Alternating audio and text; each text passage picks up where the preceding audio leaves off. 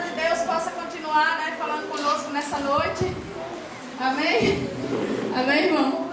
E eu convido agora, nesse momento, né, os irmãos da igreja, né, nosso grupo de louvor, crianças e adultos, para estar louvando ao Senhor nessa noite. Amém? Todos possam estar aqui na frente, para assim nós estarmos louvando ao Senhor.